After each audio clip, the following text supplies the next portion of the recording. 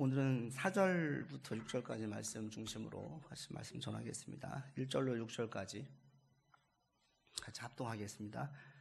복 있는 사람은 악인들의 꾀를 따르지 아니하며 죄인들의 길에 서지 아니하며 오만한 자들의 자리에 앉지 아니하고 오직 여호와의 율법을 즐거워하여 그의 율법을 주야로 묵상하는도다.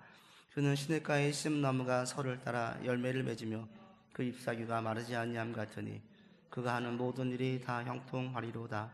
악인들은 그렇지 않으며 오직 바람에 나는 겨와 같도다. 그러므로 악인들은 심판을 견디지 못하며 죄인들이 의인들의 모임에 들지 못하리로다. 무릇 의인들의 길은 여호와께서 인정하시나 악인들의 길은 망하리로다. 아멘.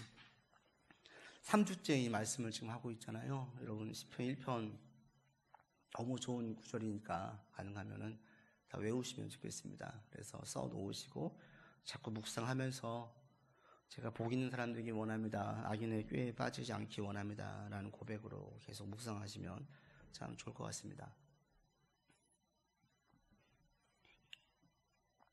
지난주에 아는 권사님한테 연락이 왔어요. 그래서 어느 분의 부고 소식을 전해주셨는데 그분이 평소에 건강하신 분이고 또 운동도 워낙 좋아하신 분이고 운동도 좀 잘하신 분이라서 그분의 죽음에 되게 놀랐습니다.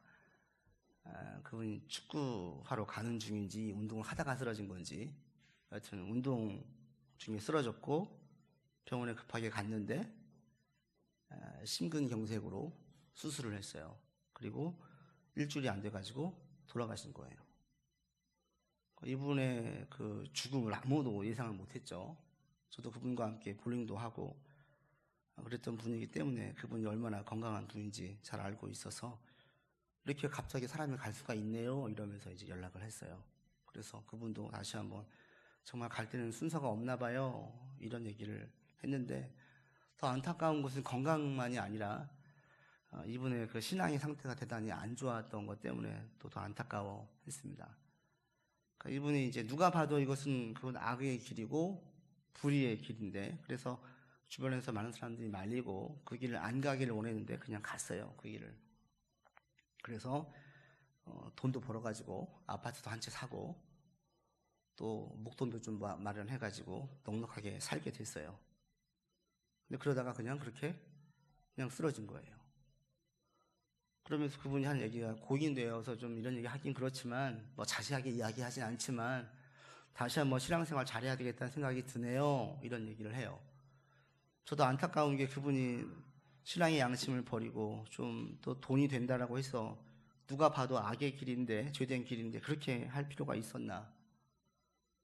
만에 하나 이분이 자기가 이렇게 죽을 줄 알았더라면 그 길을 갔을까요? 안 갔겠죠. 자신이 남긴 게 그 아파트 한 채인데 아파트 한 채가 자기 목숨하고 견줄만 합니까? 하나님 앞에서 무슨 낯으로 볼까? 자신은 우리가 살 때는 모두가 다 뭔가를 남기려고 살아요. 남기려고. 또 가족에게 유익을 주려고 살아요. 그분도 마찬가지였겠죠. 그런데 자기 남편이 떠나가고 자기 아버지가 떠나가고 덩그러니 집 한 채 있고 돈이 조금 있는 게 그 집안에 큰 유익이 됩니까? 그리고 가장 크게 본인에게 유익이 됩니까? 자기 자녀가 자라서 결혼하고 또 손주들을 끌어안는 그러면서 그런 모습을 기대했겠죠. 사람들은 다 이렇게 무엇인가 언제 갈지 모르면서 그럼에도 불구하고 매일같이 우리는 남기려고 애를 써요. 그런데 자신의 바람과는 다르게 그렇게 남긴 것이 유익이 되지 않는 경우가 있고 어떤 경우에는 전혀 유익하지 않는 경우도 있어요. 그리고 오늘 성경에서 자신에게 전혀 유익하지 않는 삶을 사는 사람, 남긴 게 아무것도 없는 사람, 바로 이런 사람이 악인의 특징이라고 얘기해요. 여러분 4절 보십시오. 악인을 이렇게 얘기를 하죠. 4절 같이 읽겠습니다. 악인들은 그렇지 아니하며 오직 바람에 나는 겨와 악인을 비유할 때 악인의 특징을 뭐로 이야기합니까? 겨로 이야기를 해요. 겨라는 게 쌀이나 볼이나 이런 곡식들 낱낱을 찧었을 때에 벗겨진 껍질인데 이 히브리의 원어의 모츠는 사실은 결하고 이야기하기보다는 쭉정이에요. 쭉정이. 그러니까 이 결을 겨로 보지 마시고 쭉정이로 보세요. 그게 더 정확합니다. 쭉정이는 뭐냐면 껍질, 보기에는 껍질이 똑같은데, 모양은 똑같은데 알맹이가 없는 거죠. 그죠?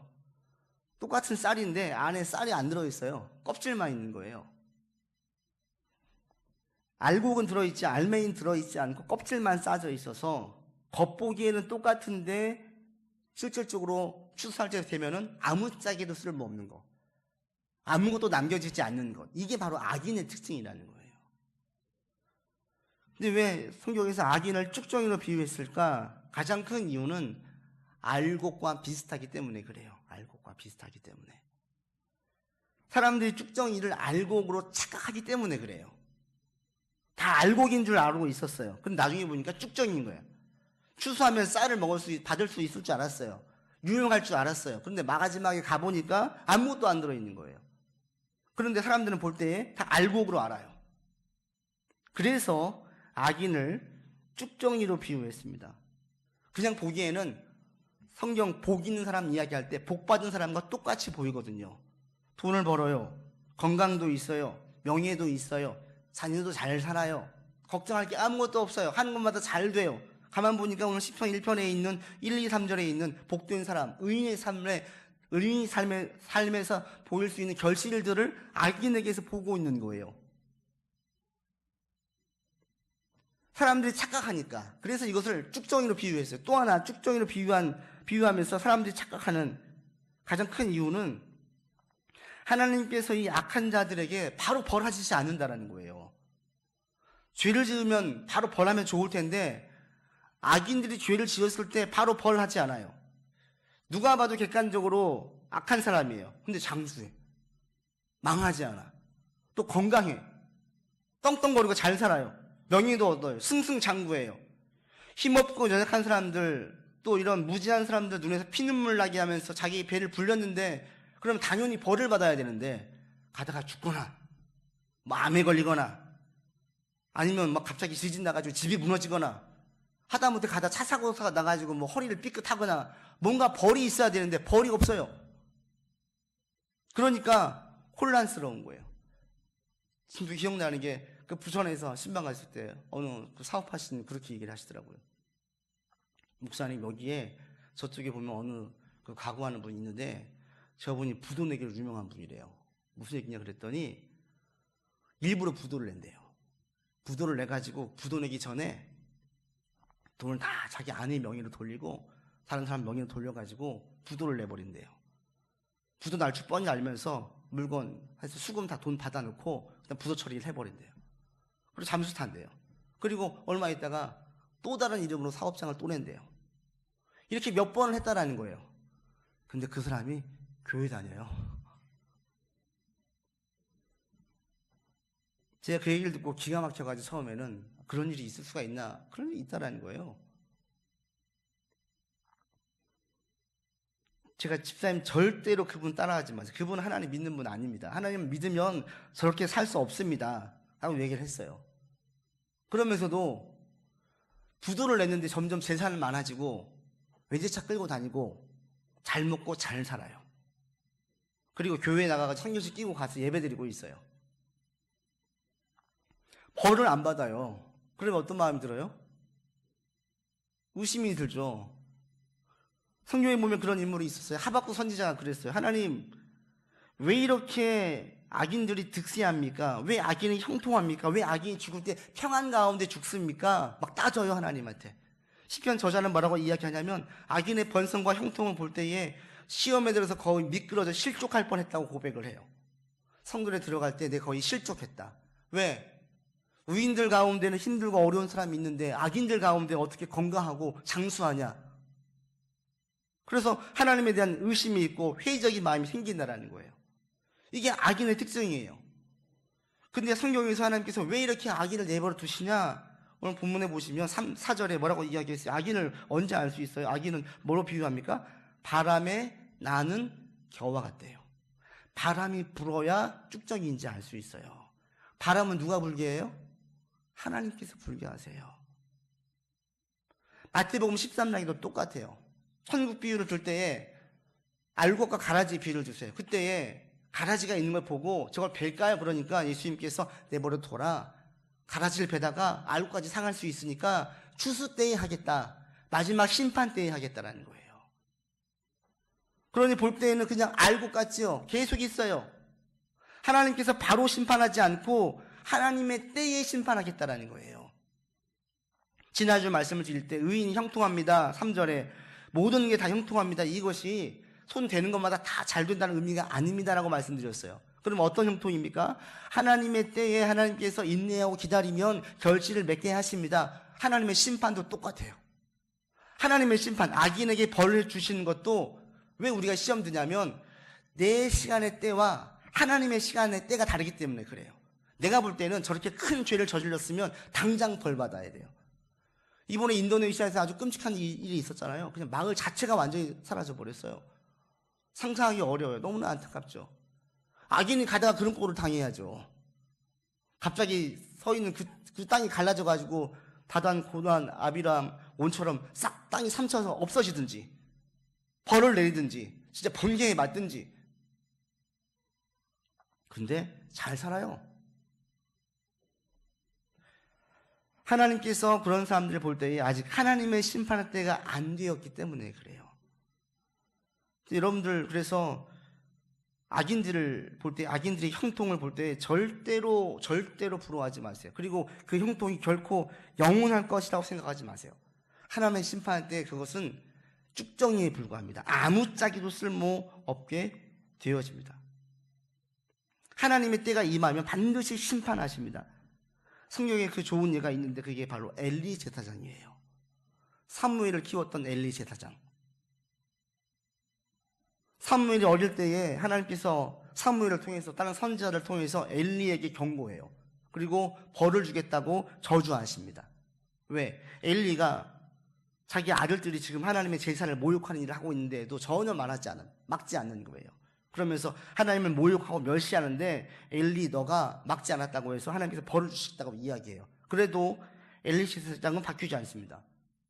이런 벌을 받았는데 엘리가 몇 살까지 사냐면 98세까지 살아요. 장수예요. 그 당시에 98세는 어마어마한 최고의 장수예요. 누가 보아도 저주받지 않는 인생이었어요. 그런데 98세에 죽을 때 보니까 그 인생이 축복이 아니라 저주였어요. 왜? 장수할 때 자기 아들들이 먼저 죽거든요. 어느 부모가 자기 자식이 자기보다 먼저 죽기를 바라는 부모가 있습니까? 없어요. 부모들은 자녀가 죽으면 자기 가슴에 대못을 박는다고 이야기하잖아요. 없어지는 게 아니에요. 자식이 먼저 죽는 것을 본 모든 어른들은 결코 자기가 복받았다라고 이야기하지 않죠. 엘리에게 그랬어요. 그래서 하나님께서 하나님의 때에 악인들은 반드시 심판하십니다. 여러분, 그래서 이 악인의 심판을 볼 때 우리가 묵상할 게 뭐냐면 하나님의 때예요. 하나님의 때. 자꾸 우리가 내 때에 무엇인가, 내 계획대로 무엇인가를 되기를 바라지 마세요. 그리고 내 계획대로 안 되었을 때 지나치게 실망하지도 마세요. 분명한 사실은 하나님의 때에 하나님 말씀을 따라가는 복받은 사람들에게는 결실을 거두게 해주세요. 형통하게 해주세요. 여러분, 이것을 분명하게 믿으시길 바랍니다. 우리가 자꾸 왜 조급해지고 우리가 왜 시험에 들어요? 왜 무리수를 둬요? 자꾸 나의 때에 집착하니까 그래요. 나의 때. 이거 지금 내가 하지 않으면 안 되겠는 거야. 지금 안 하면 이게 안 될 것 같은 거예요. 지금 꼭 이게 무엇인가 결과물이 나와야 될 것만 같은 거예요. 안 되면 큰일 나겠는 거예요. 제가 아는 지금도 기억나는 분이 있어요. 저도 이전에 그 고시촌에서 목회할 때 어느 권사님이 아들을 놓고 그렇게 기도했어요. 그 아들이 행시 준비했었는데 꼭 2차에서만 떨어져 있는 거예요. 몇 번. 젊은 때를 다 보냈어요. 그래서 그 권사님이 나중에 저도 같이 기도할 때 그 형제도 잘 알고 있고 권사님도 잘 알고 있으니까 떨어질 때마다 이제는 제가 할 말이 없는 거예요. 그래서 한 번은 이제 그만뒀대요. 행시를 그만뒀대. 그러면서 권사님이 땅이 꺼져라 한숨을 쉬는 거예요. 땅이 꺼져라. 인생 다 끝난 거죠. 인생 다 끝난 거. 그리고 또 몇 년 지나니까 다른 시험 합격해가지고 결혼해가지고 애 낳고 살고 있어요. 우리 생각할 때는 이거 안 되면은 완전히 끝날 것 같아. 이게 나의 때예요. 나의 때. 하나님의 때는 안 끝났어요. 근데 우리는 우리의 때에 무엇인가를 이루어졌다라고 생각을 해서 이게 시험에 들고 집착하게 되고 조급해져요. 그러면 무리수를 둬요. 무리수를 두면 꼭 어딘가 문제가 생깁니다. 내 건강에 문제가 생기든지 관계에 문제가 생기든지 다른 쪽에서 무엇인가 폭발하든지 문제가 생겨요. 하나님의 때에 우리 가운데 주실 것을 분명하게 믿으시기를 바랍니다. 믿으시기 바랍니다. 하나님의 때에 하나님께서 우리가 믿고 나아가면 반드시 결실을 거두게 해주세요. 지켜주세요. 그리고 악인들을 바라볼 때에도 마찬가지입니다. 악인의 형통, 심지어는 그 악인들이 막 자랑할 때에 절대 그걸 보고 부러워하지 마세요. 반드시 하나님의 심판의 때에 하나님께서 저 사람들이 벌하신다. 이거 확실하게 믿으세요. 지금 떵떵거리는 것 같지만 아니다. 반드시 벌받는다. 그러면서 5절에는 악인의 특징을 이야기합니다. 5절 같이 읽어보죠. 그러므로 악인들은 심판을 견디지 못하며 죄인들이 의인들의 모임에 들지 못하리로다. 악인의 특징을 두 가지로 이야기합니다. 한 가지는 하나님의 심판을 견디지 못한대요. 이건 두 가지 의미로 해석을 할 수 있습니다. 하나님의 심판 때 마지막 때에 사라져버리든지 쭉정이를 불태워버리거든요. 사라져버리든지, 또 한 가지는 현세적으로 해석을 해서 현실적으로 해석을 해서 이런 악인들은 하나님의 공의와 정의로 들이밀 때에 이렇게 살 수 없다라는 거예요. 또는 살려고 하지도 않는다라는 거죠. 그래서 미래적으로 해석을 할 수 있고 현세적으로 해석을 할 수도 있습니다. 의인의 회중에 들지 못한다는 것도 마찬가지입니다. 악인들이 의인의 회중에 들지 못한다는 것은 마지막 때에 믿음의 사람들 그 모임에 들 자격이 없다라고 볼 수도 있고, 현재에서 신앙인들이 모여서 같이 추구하는 가치 추구를 따라가는 삶을 살 수 없다라고 해석할 수도 있어요. 왜? 악인들은 특징이, 구약에서 이야기하는 악인의 특징은 뭐냐면 온갖 편법을 써서 더러운 이득을 취하는 자들이에요. 이걸 악인이라고 해요. 그리고 또 한 가지 악인은 가장 연약하고 힘이 없는 자들을 억압하고 핍박하고 살인하는 자들을 악인이라고 해요. 여러분, 의인과 악인에 대한 구분을 할 때 성경에서는 믿는 사람과 믿지 않는 사람 이렇게 구분하지 마세요. 지금 구약에서 여기서 이야기하는 복 있는 사람, 그 다음에 저주받은 사람, 의인, 악인을 하나님을 믿는 사람, 믿지 않는 사람으로 구분하지 않아요. 교회 다니는 사람, 교회 안 다니는 사람으로 구분하지 않아요. 본문에서는 의인과 악인의 구분이 뭐냐면 행위가 전제돼요. 행위. 고백이 아니라. 그들의 행위에 악인들은 힘이 없는 사람들, 연약한 사람들 눈에 피눈물 나게 하는 거예요. 그러면서 자기 배 불리는 사람들을 성경에선 악인이라고 해요. 앞서 말씀드린 그 사업가, 부도 있는 사람, 악인이에요. 구원의 유무는 하나님께 있어요. 모르겠어요. 나중에 그 사람 회개하고 진심으로 회개하면 모르겠지만 교회를 다니는 것이 자기의 구원을 보장해 주지 않습니다. 구원은 그리고 믿음으로 받지만 여러분, 축복은 행위로 받아요. 우리가 구원은 믿음으로 받아요. 그러나 열매는 믿음으로 열매가 되지 않아요. 하나님 자녀가 되었어요. 접붙임 받았어요. 나무가 되었어요. 그러나 나무가 열매를 대신하지 않아요. 열매를 맺어져야 돼요. 열매를 맺지 않은 나무들이 아직 현재에서 복을 받지 못한 나무들이에요. 구원은 받았어요. 열매를 맺지 못해요.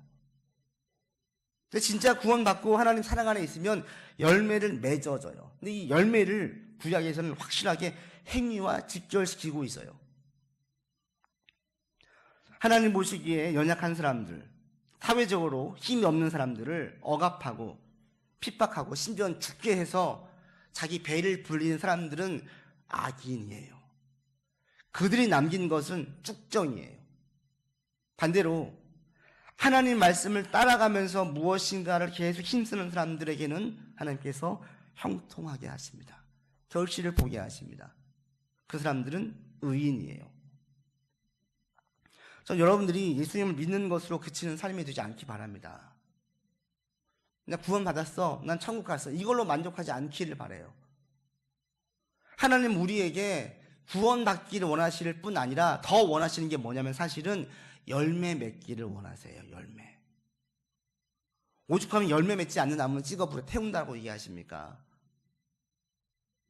진짜 우리에게 원하시는 것은 열매예요. 열매. 열매를 맺으려면 말씀을 행동으로 따름이 있어야 돼요.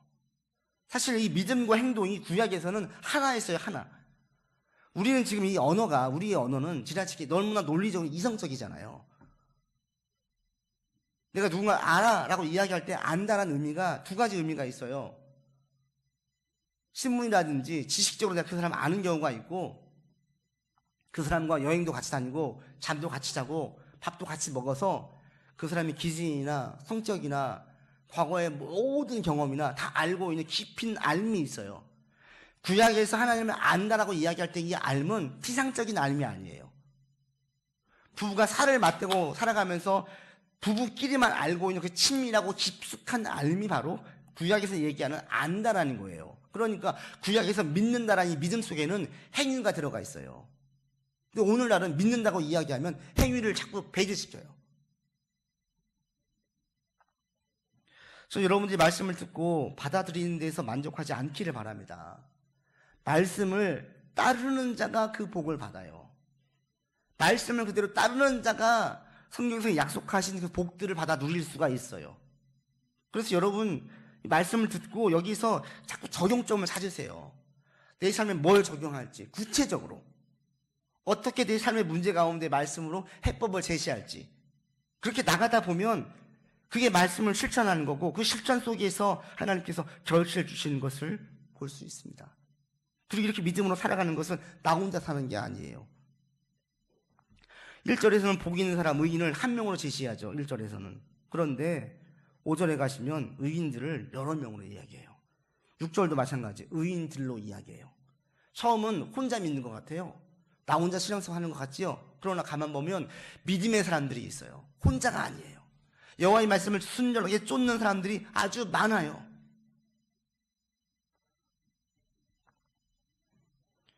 오늘 다시 한번 여러분 결단하세요. 말씀을 듣고 받아들이는 사람이 아니라 말씀을 구체적으로 여러분 삶에서 실천하는 사람들 되기 바랍니다.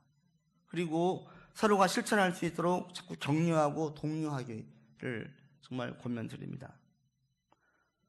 그러면서 여러분 가운데 한 사람도 악인의 길을 가지 않기를 바랍니다. 정말 악인이라는 게 단순히 안 믿는 게 아니에요. 내 이득을 위해서 다른 사람 눈에 피눈물 나게 하는 거예요. 왜 악인의 길을 가면 절대로 안 되냐면 6절 때문에 그렇습니다. 여러분 6절 보십시오. 같이 읽겠습니다. 무릇 의인들의 길은 여호와께서 인정하시나 악인의 길은 어떻게 돼요? 악인의 길은 망해버려요. 망해버려요. 그냥 쭉정이로 끝나는 인생이 아니라 완전히 폭삭 망해버려요. 이게 악인의 인생이에요.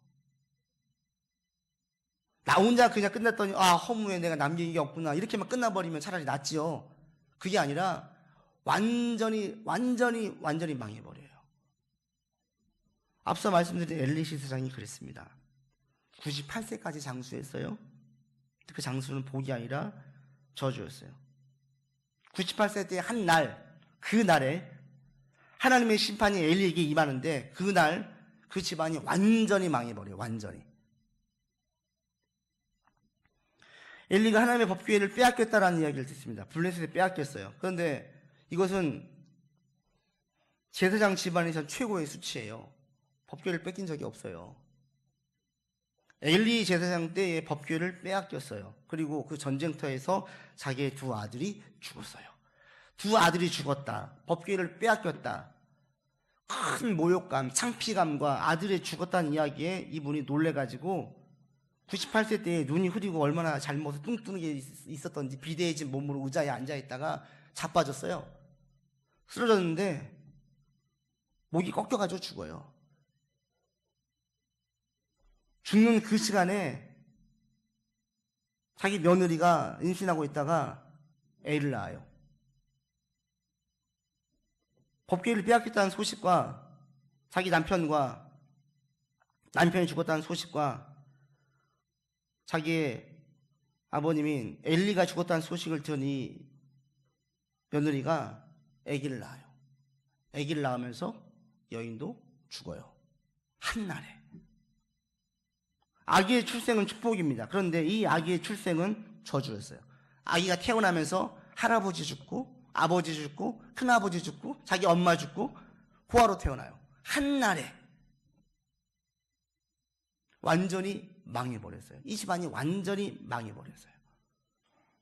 하나님의 심판 예고가 있은 지 거의 20여 년이 흐른 다음에 심판이 임했는데 임할 그때에는 내가 쭉쟁이구나, 후회로 죽은 것이 아니라 완전히 망해버렸구나, 이렇게 끝나버려요.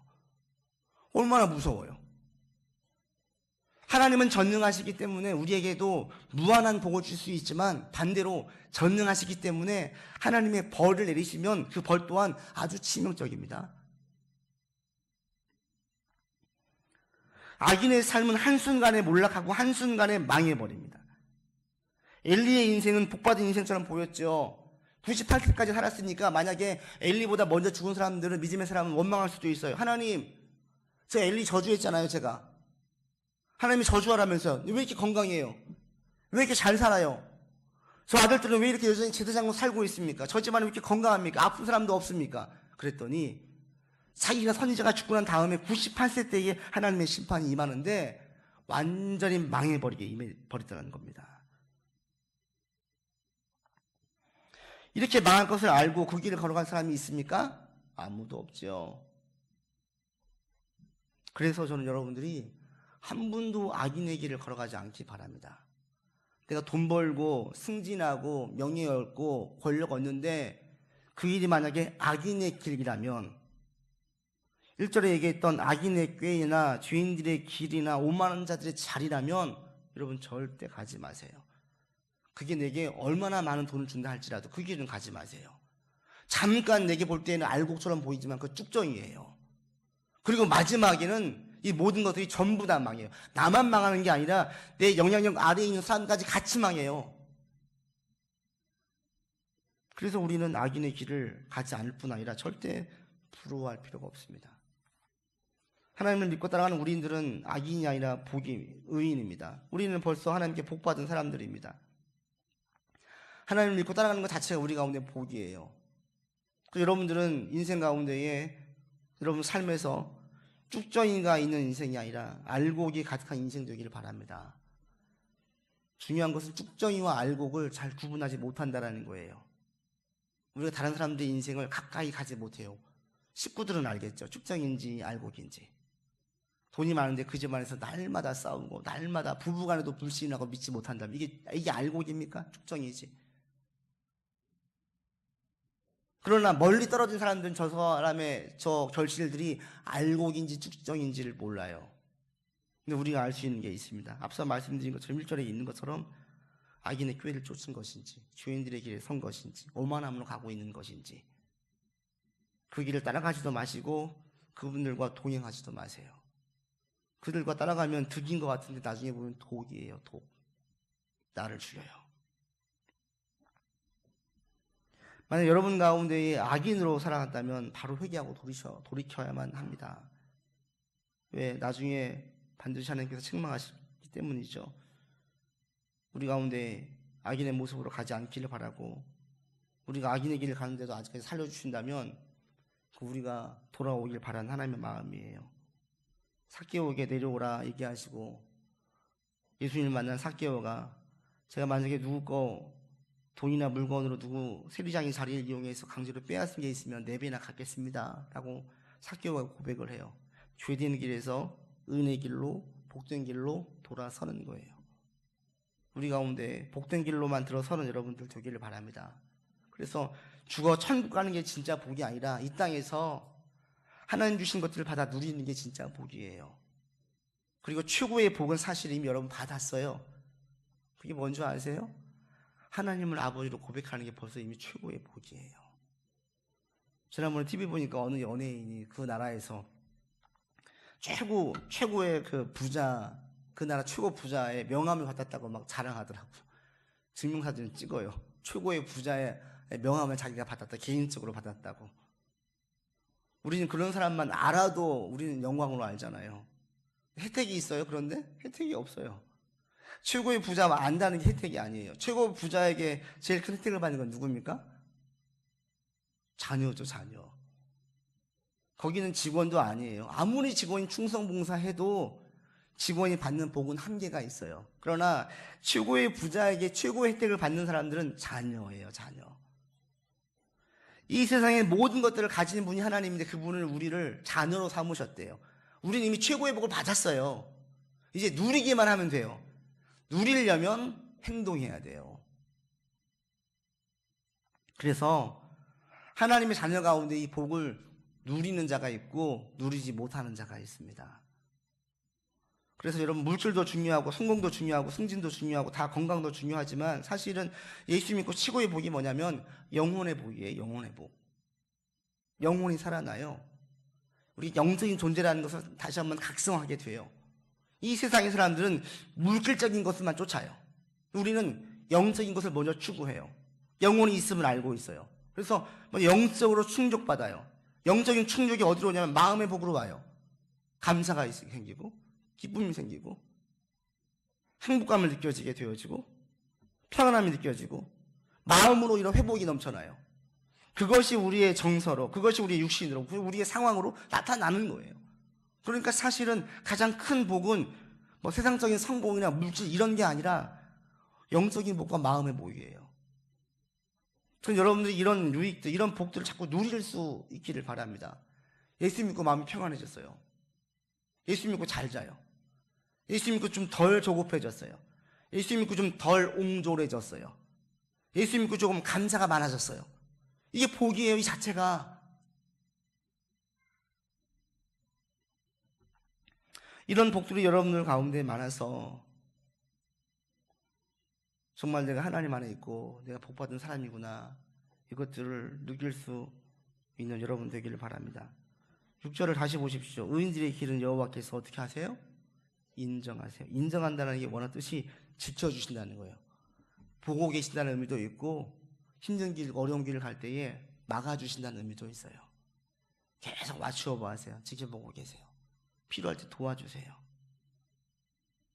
이게 복된 인생이죠. 최고의 전능자이신 하나님께서 우리 인생을 지켜보고 계시고 그리고 보호해 주십니다. 시편 1편의 말씀 오늘로 마치는데, 여러분 전부 다 복 있는 사람, 복 받는 사람들 다 되기를 바랍니다. 우리가 수고한 만큼의 결실을 거두기를 바라고 점점점 더 많은 결실들을 거두기를 바라고 하나님과 깊은 사귐을 통해서 마음의 평안과 쉼과 기쁨과 감사가 자꾸 넘쳐나는 여러분의 삶이 되기를 정말 주의 이름으로 권면을 드립니다. 기도합시다. 하나님, 우리가 하나님께서 우리에게 주실 복을 고대하고 기대하면서 살기를 원합니다. 악인의 길에는 우리가 눈길도 주지 않게 하시고 모양도 흉내내지 않게 해 주십시오. 그리고 오직 의인의 길, 복받는 길을 우리가 힘써 걸어가도록 인도해 주십시오. 입술의 고백으로 그치지 않게 하시고 우리 삶의 구체적인 행동과 순종으로 이어지게 인도해 주시어 많은 의의 결실들이 우리의 삶에 풍성하게 맺어져 갈 수 있도록 인도하여 주시옵소서. 지금 인내하면서 광야의 시기를 보내고 있는 지체들이 있습니다. 아버지, 이들을 위로해 주시고 반드시 주님의 때에 결실 주실 것을 믿으면서 소망 중에 힘써서 담대함으로 이겨내게 인도하여 주옵소서. 우리 구주 예수 그리스도 이름으로 기도드립니다. 아멘.